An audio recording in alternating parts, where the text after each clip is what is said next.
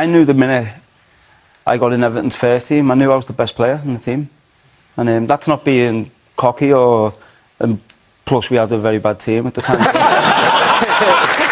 No, but I knew I was the best player, and I knew before long I would have to move on if I wanted to. But that's a responsibility as well, isn't it? To know that you're the best player at that age. That's amazing. Almost carrying But there was also something else that I'd heard, that when you were playing in the under-14s or you were 14, Paul Gascoigne was at Everton and saw you and give you a few quid because he was so impressed with watching you.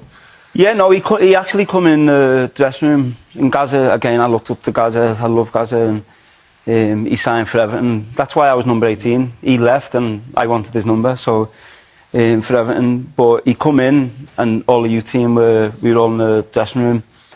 So he said, "Is anyone going out tonight? I'll give you a bit of money." So everyone was like quiet, and me being like a little cocky scouser, I was like, "Yeah, I'm going out." So he come up to me and gave me 40 quid, and it was only about 3 years ago I seen him, and he come up to ask for his £40 back. So.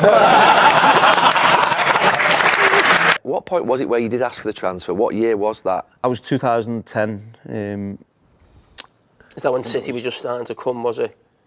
No, we weren't City. It was more, obviously, I wanted the answers I wanted. There was a few teams. There was Real Madrid, Barcelona were asking, City were asking, Chelsea were asking. So there was a few teams, yeah. Did you ever have that problem? No, but I genuinely wanted to stay at United, but I think there was a clash of me and the manager as well, and I knew once you try and disagree with him, he doesn't take it lightly, and my relationship with the manager after that moment was never the same. Actually, to be fair, I mean, we were talking about it this morning. So obviously, I remember being in the dressing room when just before the Champions League game, when the statement came out.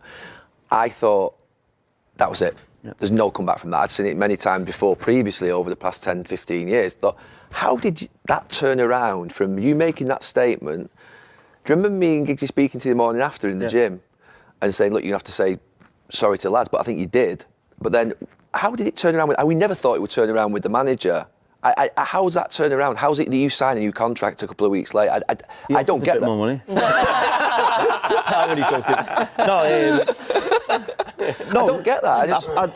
When I put the transfer request in, this was more from me and the manager, and I was still speaking to David Gill on where the club were going, how they were going to move forward. And again, obviously, being a manager now myself, and looking back, it was the wrong thing to do, probably, but at the time, I felt it was the right thing to do, to really get assurances for my own career.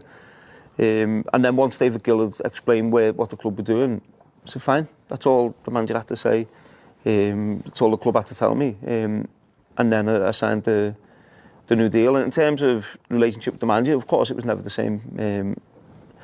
After I think the big thing what probably hurt him is they had just sold Tevez, they had just sold Ronaldo, and they probably couldn't afford to let me go. Yeah, I think first was the longest day ever. I think we kicked off at about 11 p.m.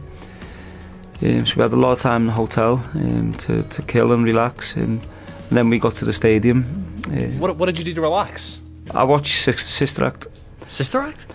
I watched that in the afternoon. I don't really sleep in the afternoon before the night game.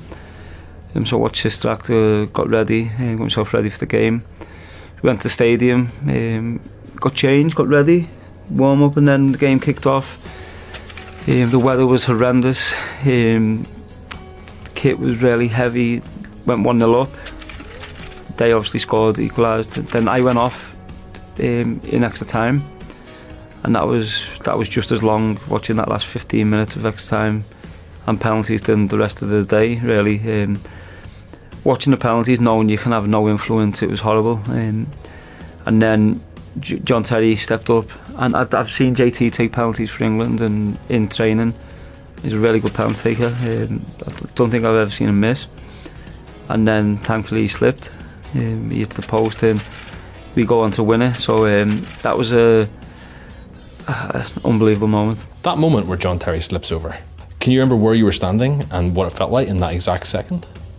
Yeah, brilliant. But then your emotions are up and down. You almost celebrate.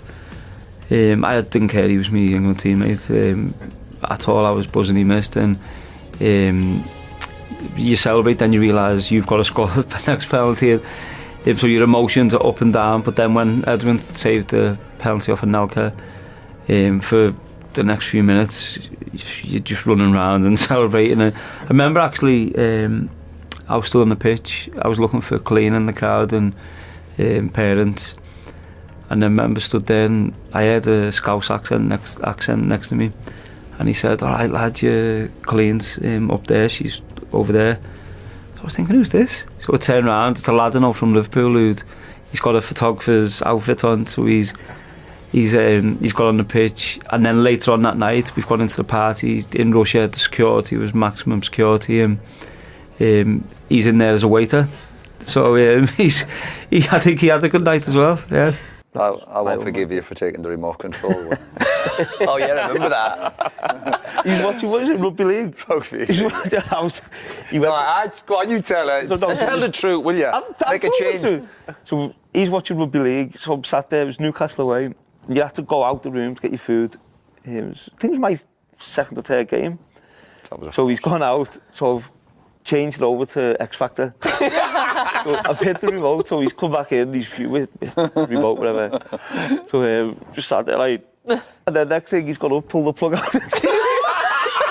But then, I don't even know whether he knows. About midnight, the club security knocked at my door and asked for the remote. Has nothing to do with me. I have no idea where it is. Next day he was fuming. No, again, I like my rugby league. It was a good game, man. I came back and I knew the lads were up to no good. Usual, so very immature, these lads. X Factor was on.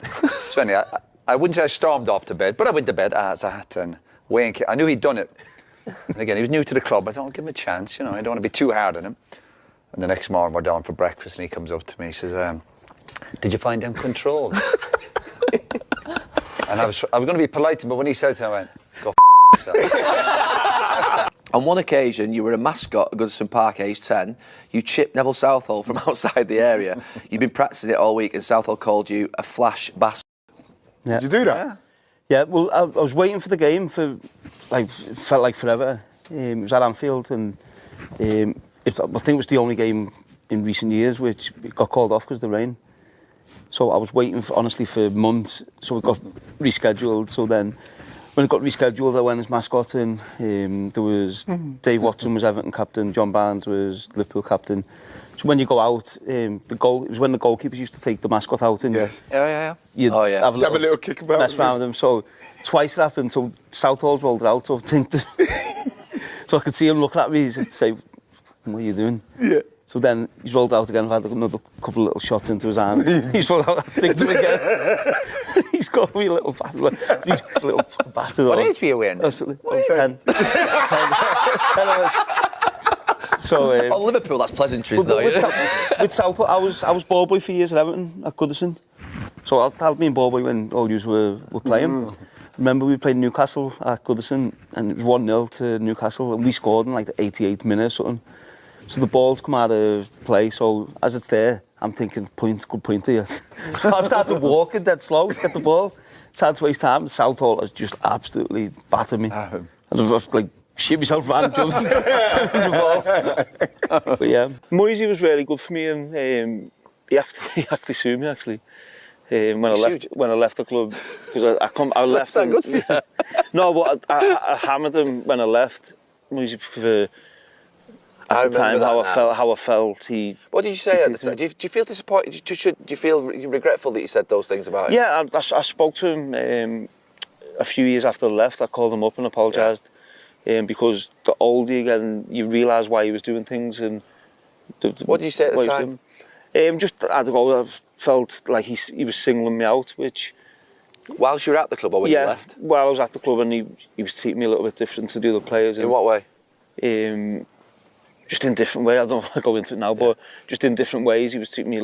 One of them was, he had me running around the local park by myself with the physio, and I think he felt he because it was new to him as well, having a player who was getting all these headlines, and so for him to figure out, he was a young manager at the time as well. Yeah.